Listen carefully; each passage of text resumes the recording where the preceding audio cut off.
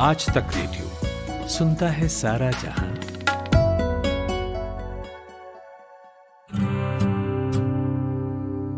चलिए आपको सुनाता हूं आपकी ही कहानी। शुरू करते हैं नई कहानी का नया सफर।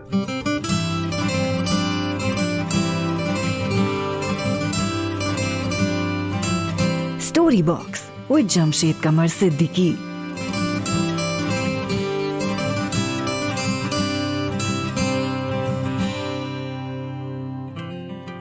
दोस्तों, आज मैं आपको सुना रहा हूं कहानी चौधरी साहब का तोता।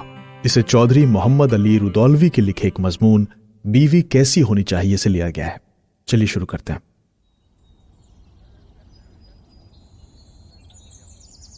अभी कुछ दिन पहले मुझसे किसी ने पूछा कि बीवी कैसी होनी चाहिए। मैंने कहा कैसी होनी चाहिए मतलब?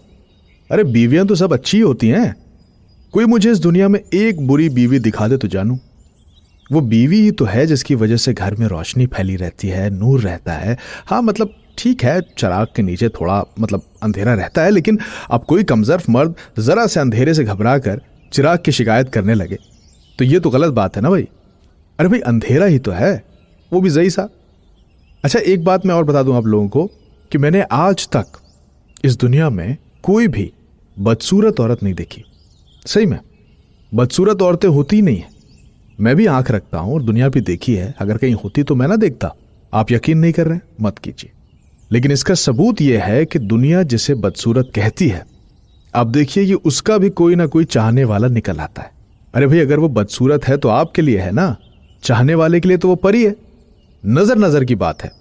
अब लैला की खूबसूरती मजनू से पूछिए। असल में ऐसा इसलिए होता है कि हर औरत में उम्दा तराशे हुए हीरे की तरह हजारों पहलू होते हैं और हर पहलू में रोशनी के नए नए रंग होते हैं। अब ये तो मुमकिन है कि कोई पहलू किसी की आंख में जरूरत से ज्यादा चकाचौंध पैदा कर दे और वो उसे पसंद ना करे। तो भाई इससे बीवी की बुराई कहां से साबित हुई बताइए? नहीं बोलिए। एक पुराने यूनानी ड्रामा राइटर ने लिखा है कि दुनिया की शुरुआत में इंसान अलग तरह का होता था।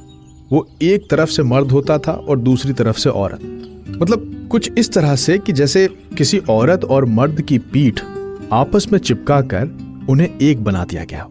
यानी इंसान को इधर से देखो तो मर्द और उधर से देखो तो औरत। और ऐसा इंसान रास्ते पर अलग तरह से चलता था, कुछ इस तरह कि पहले चारों हाथ जमीन पर लगे और दोनों सर नीचे आ गए। अब चारों पांव सर की जगह हवा में, फिर पलटा खाया और चारों पांव के बल खड़े हो गए और इसी तरह आगे चलते गए। अब भाई जाहिर से बात है कि ऐसी हालत में ये लोग रास्ता बहुत तेज चलते थे और क्योंकि दो दो लोगों की ताकतें मिलकर चलती थी तो उन्हें आराम भी था।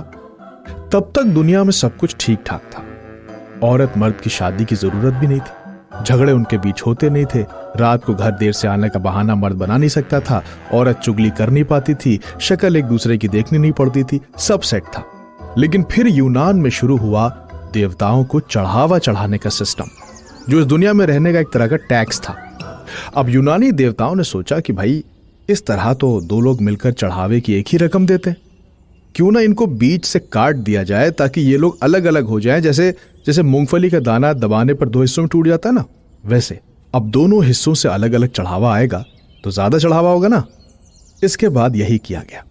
अरे भाई वो देवता लोग थे, उनके लिए क्या मुश्किल थी। बोले कुन फया कुन, लीजिए हो गया। इंसान के दो टुकड़े हुए, एक बन गया मर्द और दूसरा बन गया औरत। अब वो दिन था और आज का दिन है। इस पूरी दुनिया में हर कोई अपना वही जोड़ा ढूंढता फिर रहा है। जिनको मिल जाता है वो खुश रहते हैं और जिनको नहीं मिलता है वो पगलाए पगलाए घूमते रहते हैं। जैसे हमारे पड़ोस में एक मियाँ बीवी रहते हैं जिनका जोड़ा पूरी तरह से मिल गया है, क्योंकि ये दोनों मियाँ बीवी बराबर के काहिल, परले सिरे के झूठे और बराबर से हद दर्जे के नकारे हैं। लेकिन जब देखिए दोनों नई उम्र के लड़के लड़कियों की तरह एक दूसरे के साथ गलबहियां डाले बैठे हैं। उनके दो बच्चे हैं।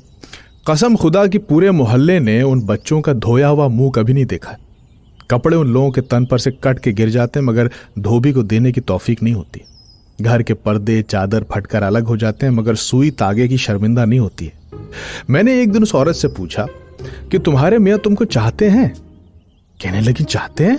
अरे इतना चाहते हैं कि मेरे बगैर खाना नहीं उतरता उनका गले से, निवाला हाथ में लेके बैठे रहते हैं। फिर बोली इतनी मोहब्बत करते हैं कि कल सुबह बटेर के शिकार पे जा रहे थे। मैंने कहा कि भाई रोज जाते हो मगर कभी घर तो कुछ लाते नहीं हो, एक पर भी ना आया घर में बटेर का। बस गुस्से में एक डंडा मेरी पीठ पर रसीद कर दिया। अब मैं भी दोपहर तक मुंह फुलाए रही, कुछ भी नहीं बोली। तब आए दौड़े दौड़े देसी घी की जलेबी लेकर, तब जाके मैं बोली। सुनकर चौंक गए ना आप? मैं भी चौंक गया। मैं तो ये सोच रहा था कि पता नहीं ये उनका वही खोया हुआ जोड़ा है या कोई और, मुझे नहीं पता। खैर मुझे क्या, मैं तो उस औरत को याद करता हूं जो मेरे घर के पीछे वाली गली में खां साहब के मकान में रहती थी। उसके शौहर चौधरी साहब का इंतकाल हो चुका था, लेकिन चौधरी साहब अपने पीछे एक तोता छोड़ गए थे जिसने चौधरी साहब को सुन सुनकर खूब गालियां देना सीख लिया था। चौधरी साहब को गाली देने की बहुत बुरी आदत थी।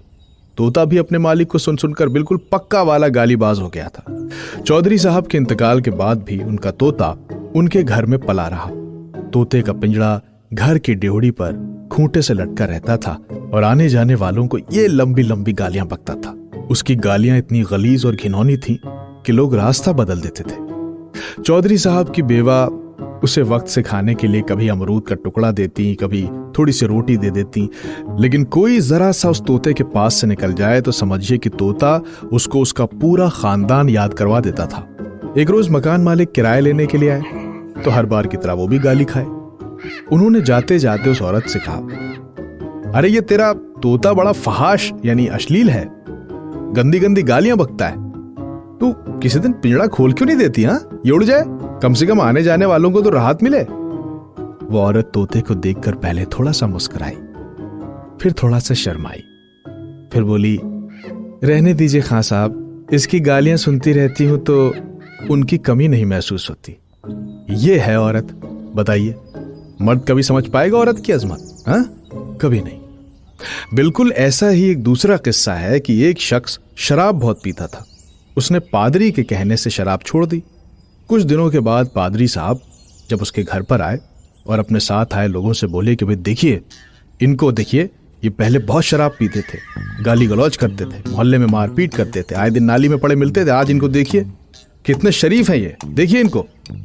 फिर पादरी ने उस शख्स की बीवी की तरफ देखा जो किनारे मुंह लटकाए बैठी थी। पादरी ने कहा, अरे भाई खुश हो तुम? अब तो ये शराब वराब नहीं पीते?